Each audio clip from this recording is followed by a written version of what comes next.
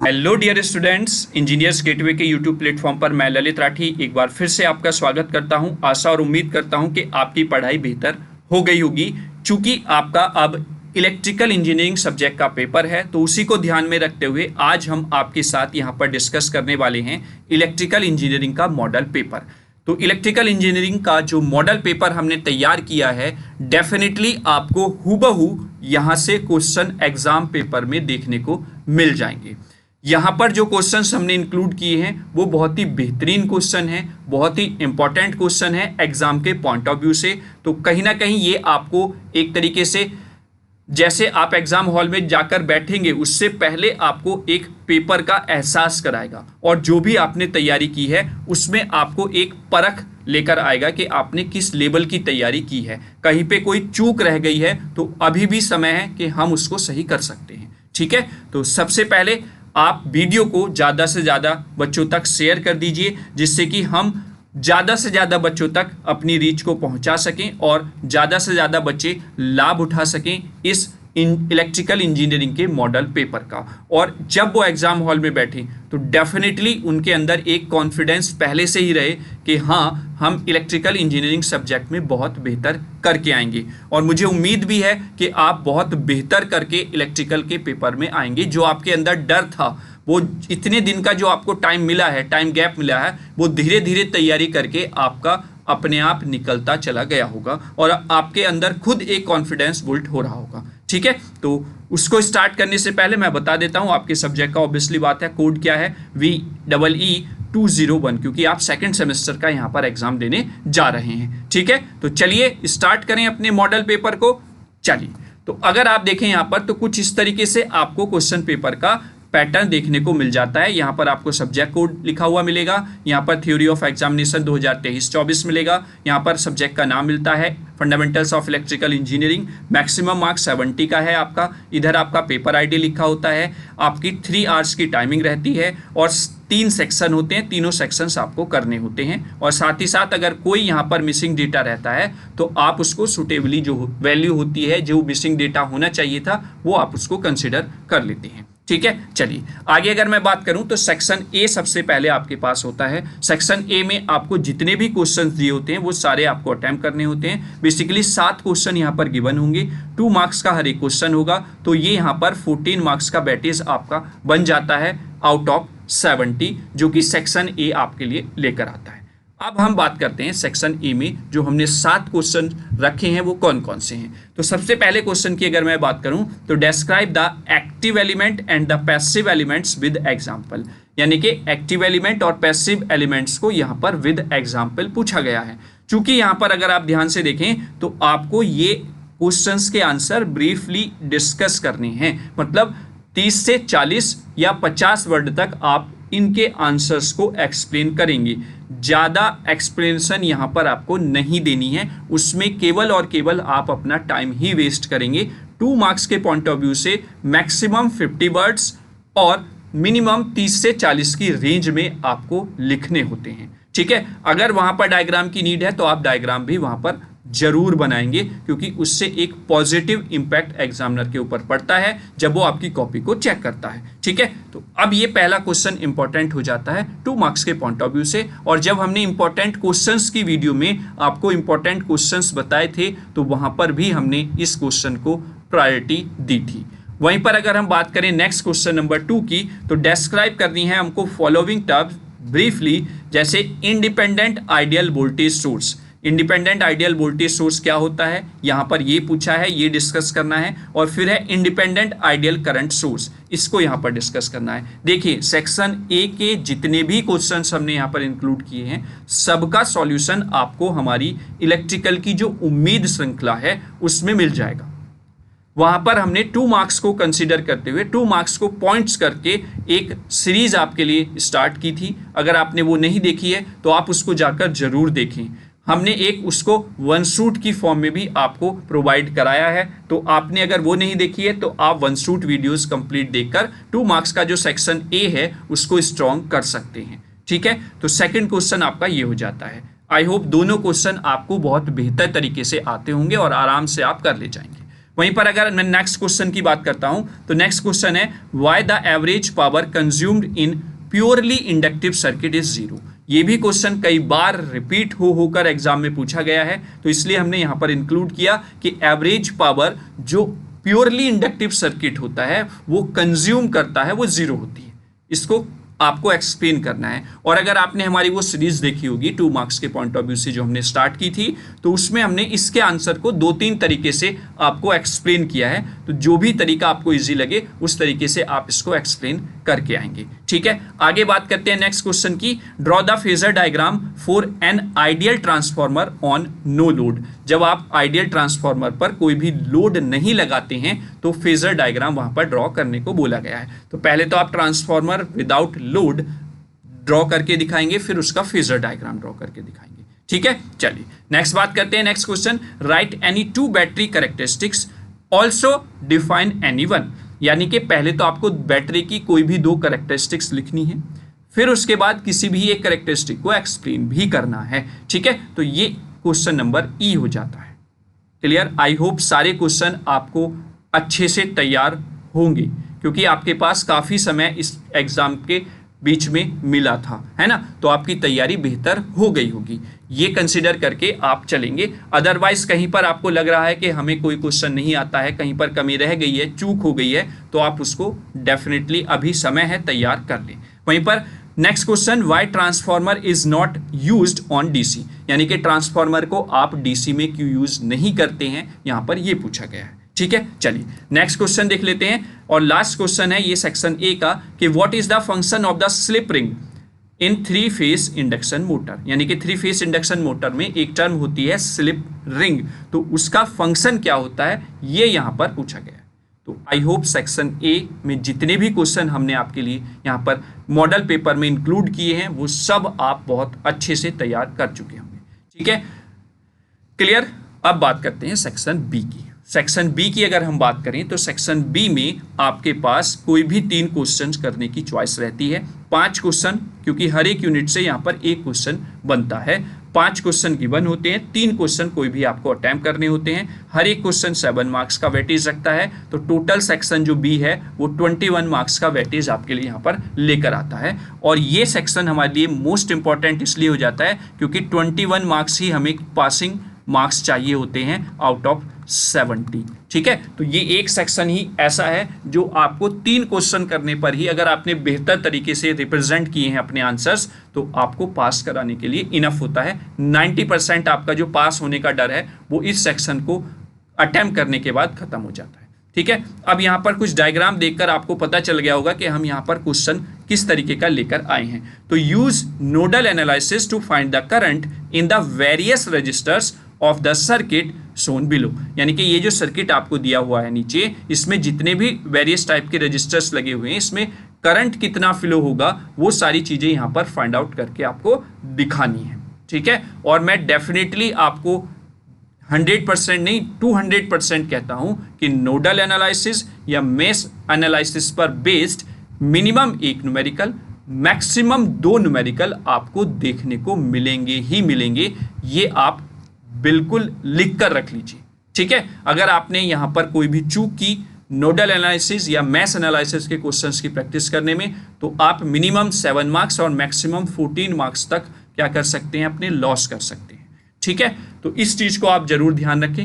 हमने स्टार्टिंग में जब डिस्कस किया था आपसे इंपॉर्टेंट क्वेश्चंस यूनिट वाइज, तब मैंने यहां पर इस क्वेश्चन को मोस्ट इंपॉर्टेंट दोनों टॉपिक्स पर बेस्ड न्यूमेरिकल आपको बताए भी थे। ठीक है, चलिए अब नेक्स्ट क्वेश्चन की बात करते हैं सेक्शन बी में।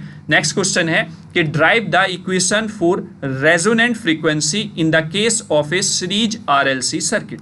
ड्राइव करनी है हमको इक्वेशन रेजोनेंट फ्रीक्वेंसी की जब हम बात करते हैं सीरीज आरएलसी सर्किट की। फिर उसके बाद फेजर डायग्राम ड्रॉ करना है किसका, जो रिजल्टेंट वोल्टेज और रिजल्टेंट करंट आती है आरएलसी सर्किट की in the series RLC circuit in resonant condition. ठीक है, तो ये क्वेश्चन भी मोस्ट इंपॉर्टेंट है। और मैं अगर आपको बताऊं तो आरएलसी सर्किट पर बेस्ड आपको या तो ये थ्योरेटिकल क्वेश्चन की फॉर्म में जिसमें डेरिवेशन का पार्ट भी है, और या फिर न्यूमेरिकल वाला क्वेश्चन डेफिनेटली एक क्वेश्चन मिनिमम मिलेगा ही मिलेगा, हो सकता है दोनों क्वेश्चन भी यहाँ पर मिल जाएं। हमने दोनों क्वेश्चंस को यहाँ पर इन्वॉल्व किया है। सेक्शन बी में ये क्वेश्चन है, आगे आप सेक्शन सी में देखेंगे तो इस पर बेस्ड हमने न्यूमेरिकल को इंक्लूड किया है। तो आरएलसी सर्किट जो है वो मोस्ट इंपॉर्टेंट है आपका यूनिट नंबर 2 से। ठीक है, चलिए अब नेक्स्ट बात करते हैं यूनिट नंबर 3 का। अगर मैं बात करूं क्वेश्चन के describe different types of transformer losses and methods to minimize. ये क्वेश्चन भी बहुत ज्यादा इंपॉर्टेंट है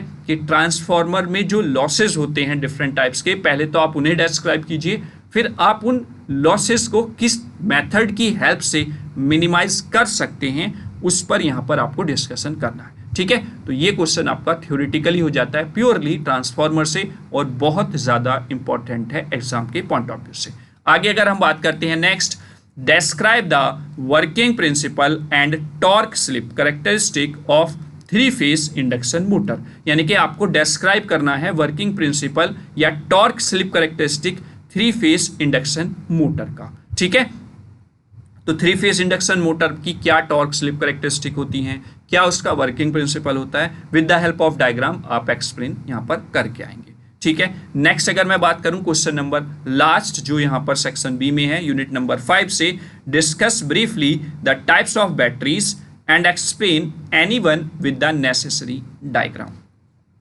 देखिए सेक्शन बी में या फिर मैं बात करूं यूनिट नंबर 5 में सिनेरियो क्लियर है कि बैटरी से आपका डेफिनेटली क्वेश्चन बनेगा ही बनेगा और वो क्वेश्चन आपका 7 मार्क्स में और 2 मार्क्स में दोनों में आपको देखने को मिलेगा। तो आप बैटरी वाला जो थ्योरेटिकल क्वेश्चन है वो अच्छे से तैयार कर लें। बैटरी क्या होती हैं, क्या उनकी कैरेक्टरिस्टिक्स होती हैं, कितने टाइप्स की होती हैं, उनके बारे में आप जरूर पढ़ के जाएं यहाँ से, क्योंकि हमें पता है 9 मार्क्स मिलने ही मिलने हैं। मैं देखिए हर बार आपको यही सलाह देता हूं कि आप उस टॉपिक पर अगर टाइम ज़्यादा इन्वेस्ट भी कर रहे हैं जो पता है कि एग्जाम में डेफिनेटली आएगा ही आएगा, तो वो टाइम इन्वेस्ट बेहतर है अदर चीज़ों को आपका पढ़ने से। और अगर एक ही टॉपिक में आपको ज़्यादा समय भी लग रहा है तो उस समय में ज़्यादा टॉपिक्स कवर करने से अच्छा है कि आप उस टॉपिक को अपने स्ट्रॉन्ग कर लें, जिसका हमें पता है कि यहाँ से डेफिनेटली क्वेश्चन बनेगा ही बनेगा। ठीक है, क्लियर हो गया ना? तो आई होप आपको ये सारी चीज़ें क्लियर होंगी। अब देखिए सेक्शन बी में आपको 3 क्वेश्चन करने हैं। तीनों को मैंने इंपॉर्टेंट बता दिया कि एक या तो नोड या मैश एनालिसिस पर न्यूमेरिकल आएगा, आरएलसी का न्यूमेरिकल या उसका थ्योरेटिकल डेरिवेटिव पोर्शन जरूर पूछा जाएगा, और तीसरा टाइप्स ऑफ बैटरीज क्या होती हैं उनको एक्सप्लेन करना, उनकी कैरेक्टरिस्टिक, ये क्वेश्चन इंपॉर्टेंट है और 3 ही आपको अटेम्प्ट करनी है।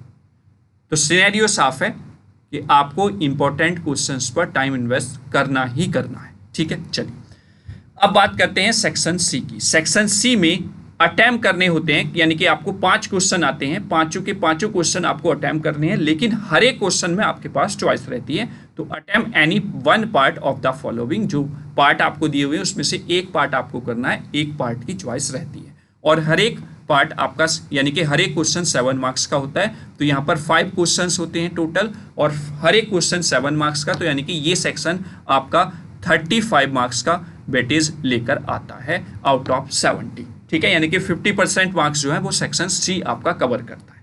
तो अगर मैं बात करूं सेक्शन सी के पहले क्वेश्चन नंबर 3 की, तो इसमें पहला क्वेश्चन है determine the current in all branches of the circuit as shown in the figure below using the mesh current method. देखिए वहां पर हमने नोडल बेस्ड मेथड पर करंट फाइंड आउट कराई थी, अब यहां पर मैश करंट मेथड की हेल्प से आपको करंट फाइंड आउट करके दिखाना है। ठीक है, डायग्राम आपका कुछ इस तरीके से रहेगा। तो कहने का मतलब ये है कि मैश और नोडल एनालिसिस पर बेस्ड क्वेश्चंस की प्रैक्टिस आप जितनी ज़्यादा से ज़्यादा कर सकते हैं तो आप वो जरूर कर लें, ताकि आपको एग्जाम हॉल में समस्या ना आए।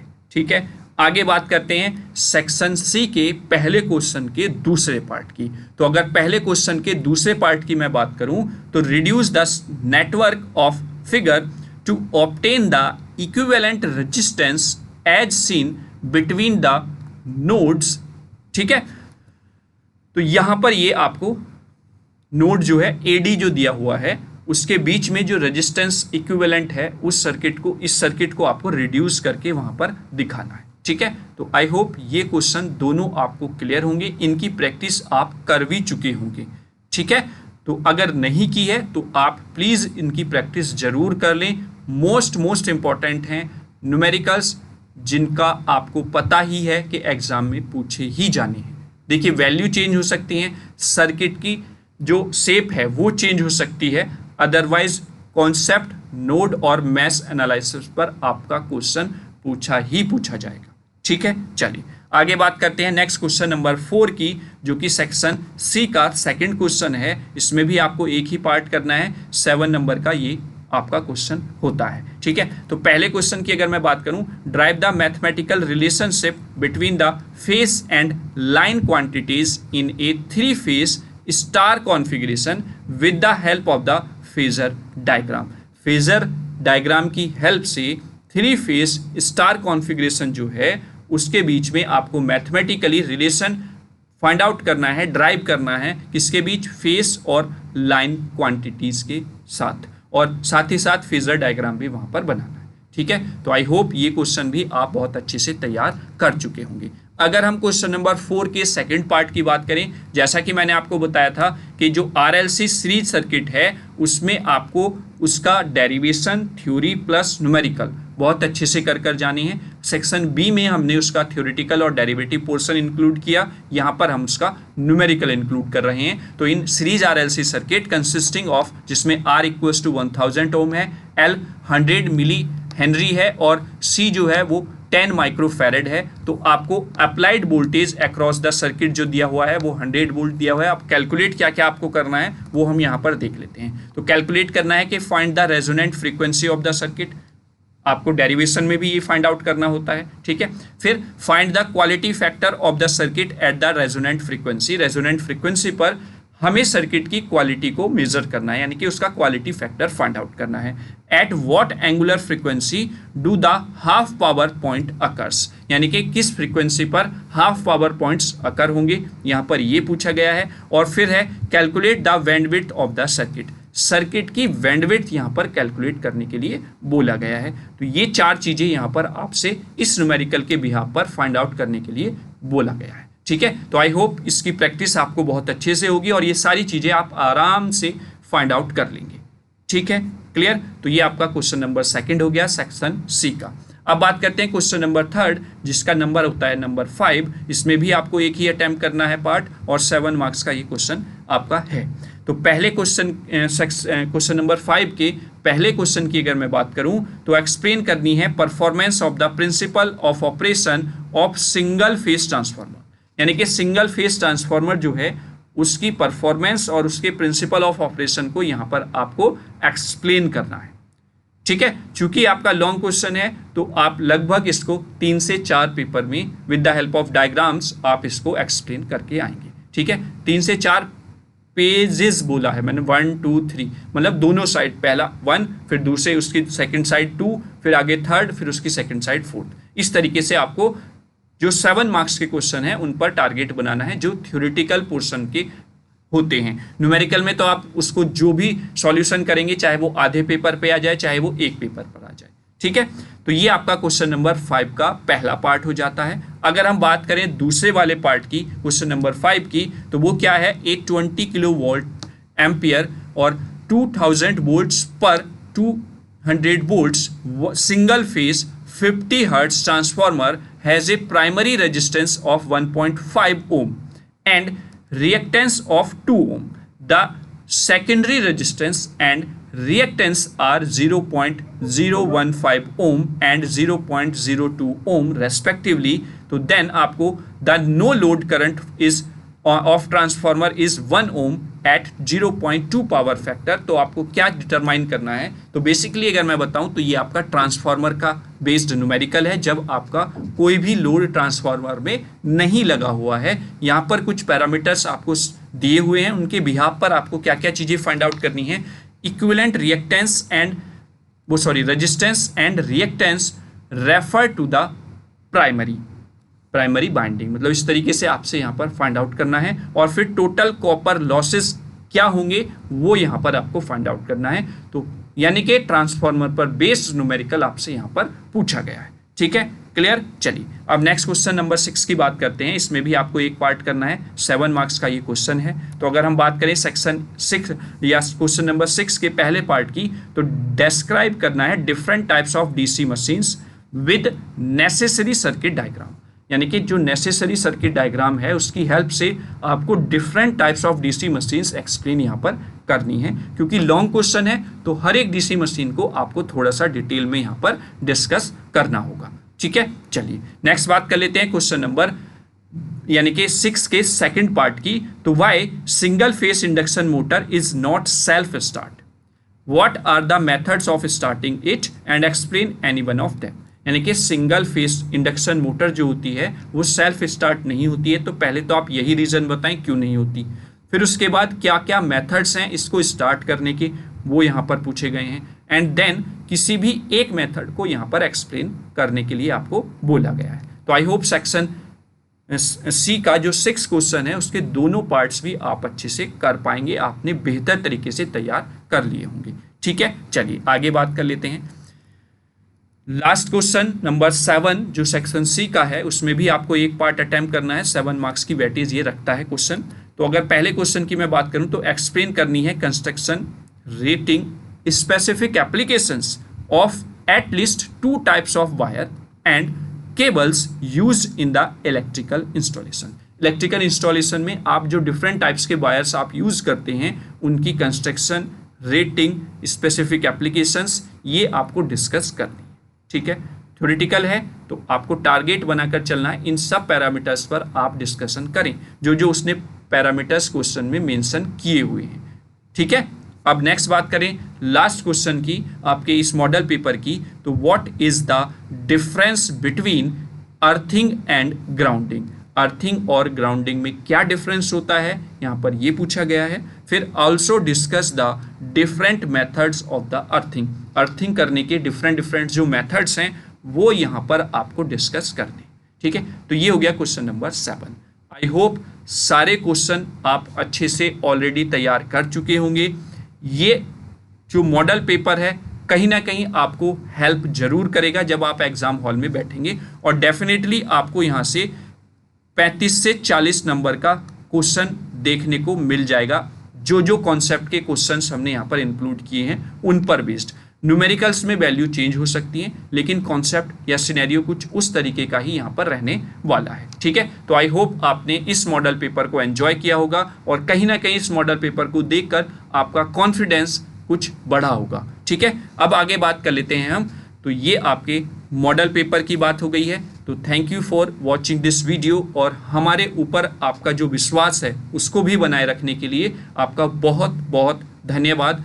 अगर आपको वीडियो अच्छी लगी है तो आप वीडियो को लाइक ज़रूर करें, अपने वैल्यूएबल कमेंट्स ज़रूर यहाँ पर आप दें कि आपको मॉडल पेपर कैसा लगा है। अगर कोई क्वेश्चन बाय मिस्टेक मुझसे छूट गया है जो हमने मॉडल पेपर पे में इन्वॉल्व नहीं किया है तो प्लीज़ आप उसको कमेंट बॉक्स में ज़रूर लिख दें ताकि अदर स्टूडेंट्स जो हैं वो भी उस क्वेश्चन को अच्छे से कर लें। अगर आपको लगता है कि हाँ ये वाला क्वेश्चन सर चांसेस हैं आने के, तो आप उसको कमेंट बॉक्स में लिख सकते हैं। ठीक है, कोई भी आपका सजेशन हो, कोई भी आपका फीडबैक हो, किसी भी वीडियो से रिगार्डिंग, किसी भी आपका सब्जेक्ट से रिगार्डिंग, टॉपिक से रिगार्डिंग या हमारे यूट्यूब चैनल से रिगार्डिंग, तो आप बेहिचक वहाँ पर कमेंट बॉक्स में कमेंट कर सकते हैं। वीडियो को ज़्यादा से ज़्यादा शेयर कर दें, जैसा कि मैंने स्टार्टिंग में ही आपको बताया था कि ताकि सभी बच्चों तक ये मॉडल पेपर पहुँच सके और उनके अगर तैयारी में कुछ कमी रह गई है तो वो उसको एक अंतिम पड़ाव तक पहुंचा सकें। ठीक है, और अगर चैनल को सब्सक्राइब नहीं किया है तो प्लीज़ आप चैनल को सब्सक्राइब कर लें, बेल आइकन को प्रेस कर लें ताकि नेक्स्ट जो पेपर्स आपके होने वाले हैं उनका भी नोटिफिकेशन आपको समय समय पर मिलता रहे। अगर आप कोई भी हमसे एजुकेशनल हेल्प भी लेना चाहते हैं तो आप हमसे 8273708952 ये हमारा हेल्पलाइन नंबर है। इसकी हेल्प से आप हमसे व्हाट्सएप, कॉल या टेक्स्ट मैसेज की हेल्प से जुड़ सकते हैं, और कोई भी एजुकेशनल अगर आपको हेल्प की ज़रूरत है तो वो आप हमसे एडवाइस के फॉर्म में ले सकते हैं। ठीक है, तो ये था आज का मॉडल पेपर।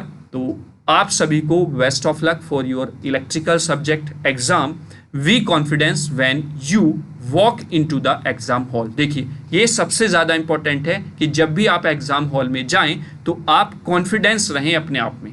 अगर आप अपने आप में ही कॉन्फिडेंस नहीं होंगे तो आप 10 से 20% पीछे हो जाएंगे एग्जाम में बैठने से पहले ही।